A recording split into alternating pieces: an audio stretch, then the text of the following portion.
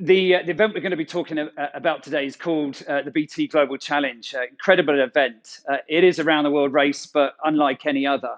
12 identical teams vying for glory over 10 months and 32,000 miles, the wrong way around the world. And there's very much a right way and a wrong way to sail around the world. We go against the spin of the earth.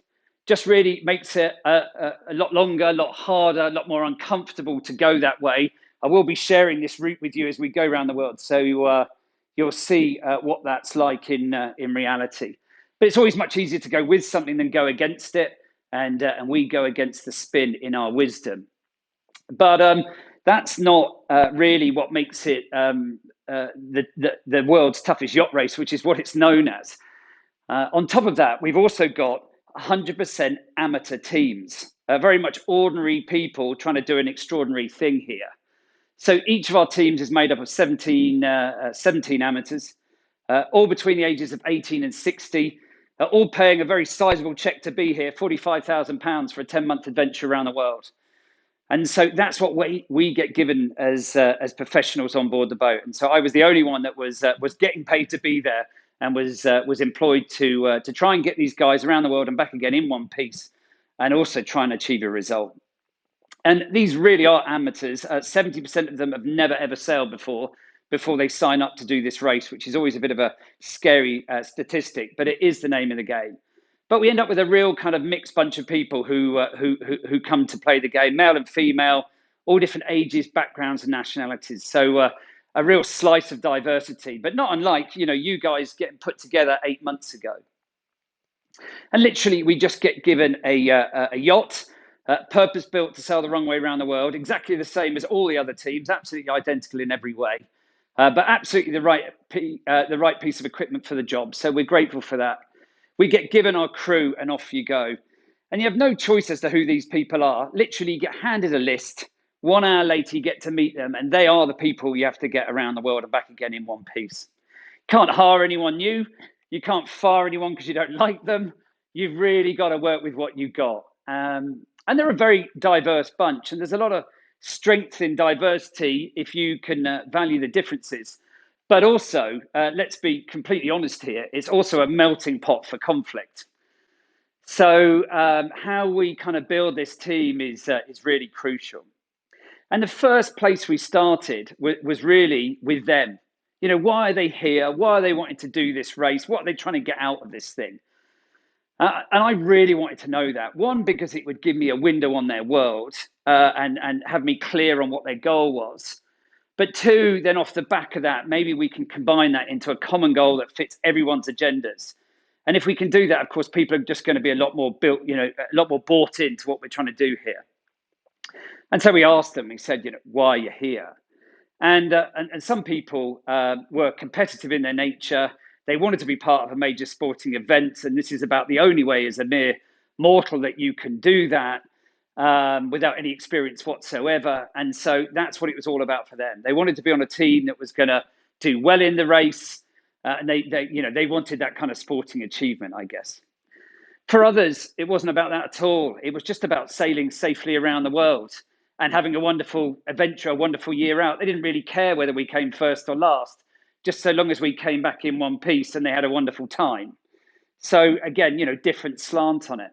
And others had different reasons than that. I asked one young lady why she wanted to do the race, and she said, well, actually, I'm just trying to find a husband. So there's a lot of different reasons why someone would sign up and want to do something like this. But off the back of that, what we quickly really kind of realized is that actually we were trying to do way more than just trying to take part in a round the world yacht race here.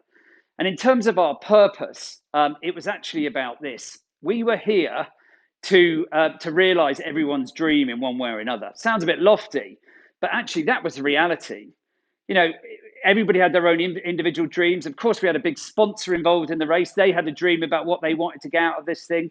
I had a dream as the professional on board the boat. We all wanted different things. But ultimately, that was our purpose. And that's what became our purpose. Yes, for sure, we are taking part in a race. And quite honestly, we did want to do well. It wasn't about win at all costs for us, but we did want to be on the podium.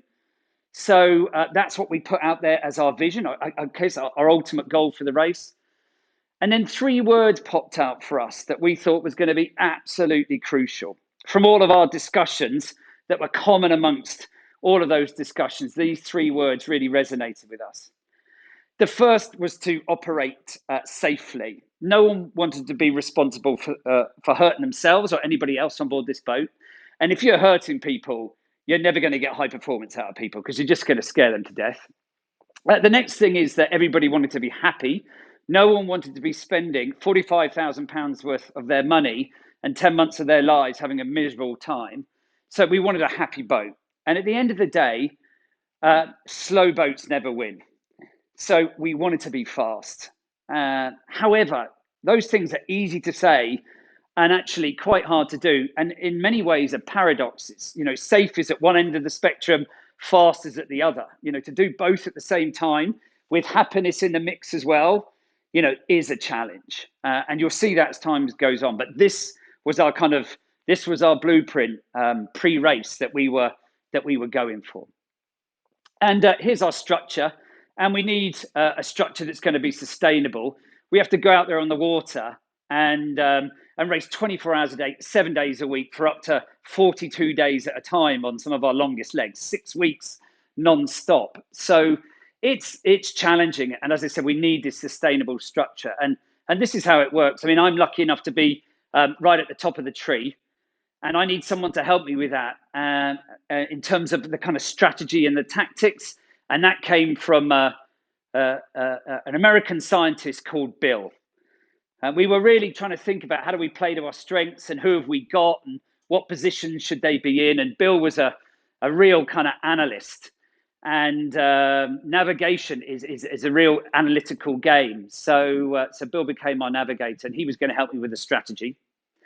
And we had 30% of the people who did know how to sail. So we used that experience and we used them in our watch leader positions. So they were the people that were going to be running the teams up on deck.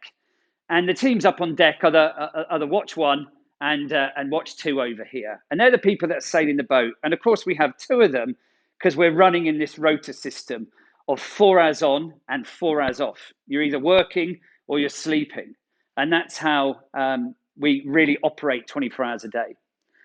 And then we've got our, I guess you could call it back office support, but they're absolutely crucial.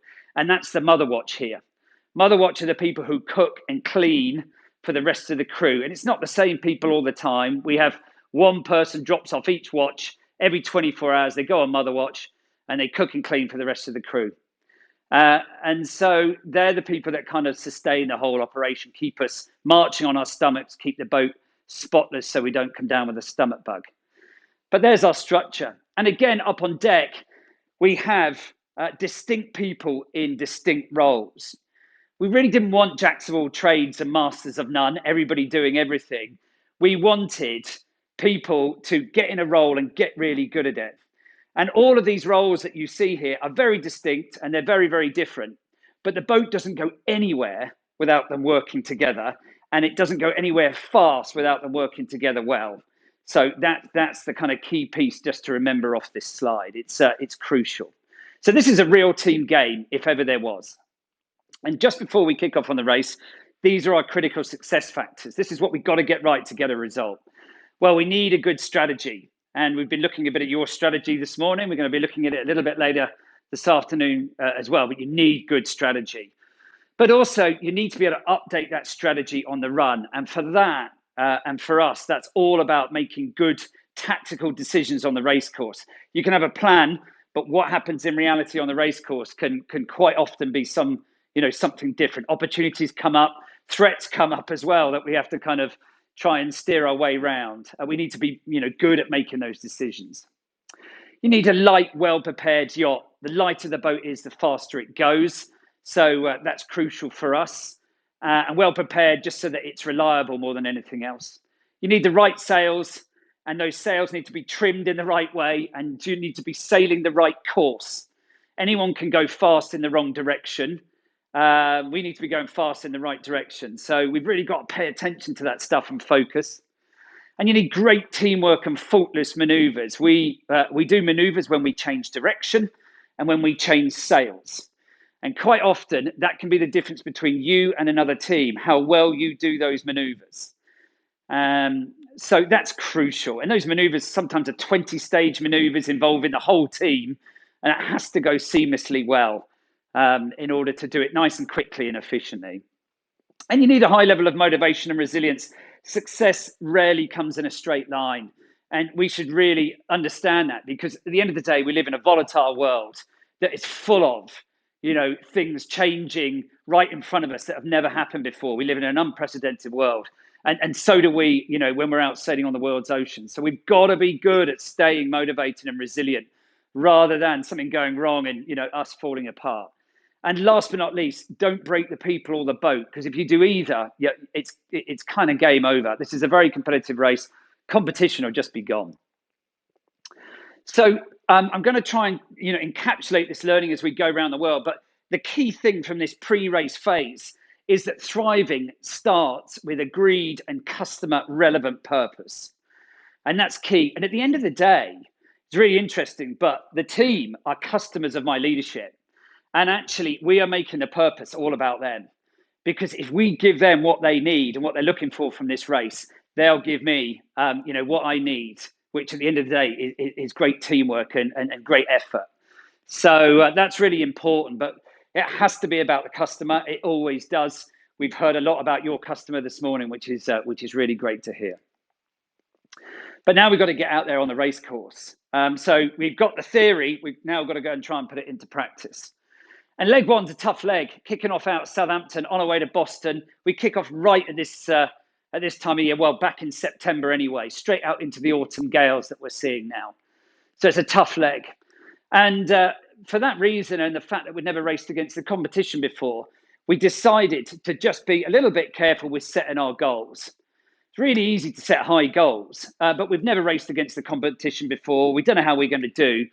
So the last thing I wanted to do was set a high goal, not achieve it, end up with a demotivated team after the first leg. So I thought, well, let's just set a slightly lower goal. Hopefully we can, exceed it, and then we can build from there. And that's a much better base for, trying to kind of build people's motivation over time. So that's what we set as the goal. And then we kicked off on this incredible adventure. And you certainly couldn't miss us on the water. We were larger than life. We were sponsored by the big energy giant BP. It was all about beyond petroleum. They were getting into solar and wind power and all of those good things.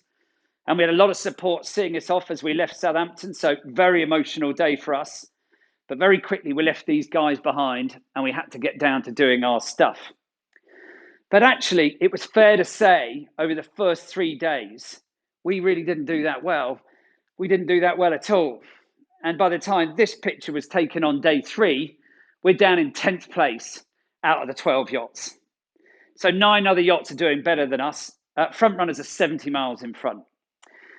And this had been a slow kind of trickle down the leaderboard. We used to get the results every 6 hours. And every time that came through, we were a few places lower than we were before. And in the early days, I just thought, well, we're just taking a little bit of time to get into our rhythm and find our feet. But look, this will start happening naturally. No need to do anything. But by day 3, I just thought, this isn't happening naturally. And actually, we're starting to see some behaviours crop up on the boat that actually aren't that helpful. Maybe it's time to have a discussion. And so on day 3, right at midday, we had our first daily meeting of the race, right up in the cockpit at the back of the boat. I mean, we're still flying along, still steering away, and we all huddled in the cockpit there. And we had our first daily meeting. And I took everything up there, took the performance chart up there, took the navigation chart up there so they could see where we were and how we were doing against the competition. And I really just laid it bare. And so I said to them, so what do you think about that? And someone came back pretty quickly and said, well, look, actually, despite us, having a good time and running safe, clearly we're not fast. And actually, that isn't that great, is it, at this stage of the game? And I said to them, well, it isn't that great. We are down in 10th, but that's why we're having this meeting. Actually, not to, find out who's at fault or who's to blame, but just to think about what is it we need to do differently going forwards to remedy this situation whilst we've still got time. And so I said, look, have that in the back of my mind as we have this discussion. And, really wanted to create that kind of psychological safety for us to have the discussion that we hadn't had yet. But it kind of, did the trick because, straight away I asked them, look, how do you think we're operating as a team? Is there any kind of advantages or any, improvements that could be made around that? And as I said, we were starting to see some behavior on board the boat that wasn't that great around that. And someone said, look, there's these two groups of people, these two watches, but actually it feels like they're competing against each other a bit. And we're always trying to outdo each other on the mileage in a 4-hour period. They were recording their kind of mileage on the GPS, working out how far they were sailing in a 4-hour period, and they were comparing it with the other team. And when they were beating the other team, they were kind of whooping and hollering. And both teams were doing this, and it started innocently enough. But the only trouble is, of course, with every winner, there's also a loser. And that's not great with the other team who's perhaps, had different conditions and perhaps hasn't sailed as many miles in their 4-hour watch. But also, it's what other behaviors does it drive? Because what this person said is, look, we are climbing the learning curve here. This is leg one. Yet all of a sudden, we are almost deliberately not sharing information with each other because we don't want to help the other team sail better than we are. And, you almost couldn't write it, but that's what was happening on day 3. And it's interesting when you put people in teams, actually, all the teams care about is themselves. And of course, you end up with this kind of silo mentality, or at least that's what was happening to us. So I said to them, well, look, what's it going to take to get rid of it? Rather than, who started it and who's to blame, what's it going to take to get rid of it? And so people said, well, look, we need a united goal that we're fighting for. And yes, we've got our top 5 at the end of this leg, but actually let's get something shorter than that. What about, what we're going to do in the next 24 hours? And we're all fighting towards it. And I said, well, look, I can give you that. Maybe it's just get past the next place boat over the next 24 hours. And everyone fights towards that. And they said, well, yeah, that'd be great. I said, what else do you need? And someone else said, well, we haven't got a mechanism where we get together with our counterparts on watch change and discuss how is the boat set up and why is it set up in the way that it is and what have they learned over the last 4 hours? Can we have a 10-minute crossover period on every watch change when we get together with our counterparts? And I said, well, yeah, let's just put that in place. So again, pretty quickly, just having the right discussion and making a couple of suggestions, we found our way through overcoming that issue that we had on board the boat. But I actually thought I'm on a bit of a winner here. And I literally went through the boat from front to back, looking for areas of improvement. I'm a big believer that no one knows how to do their jobs better than those that do it every day. So I just engaged them and just said, look, you're doing that role. What is it you can do differently or better? And we had lots of good suggestions come in. And we said, well, let's try it out. We're down in 10th. We need everything that we can get. Let's try it out. Let's meet again tomorrow and let's see how we've got on. And so that's how we got our kind of heads back in the race, I guess, getting people accountable, focused on trying to make the boat go faster. And as well as them doing that, I was also doing that. I worked pretty hard with Bill, the navigator, to come up with a strategy we thought would really help us get back up there. Thankfully, we did. And we started turning the performance of this boat around. And we started making our way back up through the fleet. And by day 10, we were 6th. By day 14, we were 4th. By day 16, we were 3rd. And we'd had a daily meeting every single day up until this point, continuously improving. And this is how we ended up coming into Boston. We're approaching Boston in 2nd, so we're in a damn good shape. It justifies the whole crew putting in all the hours that they've done, because it's been a big team push, right from sort of 2 or 3 days in when we all had our first sort of team talk. So it's a team effort and a team achievement. 2nd's fantastic. Couldn't have hoped for more. We're absolutely over the moon.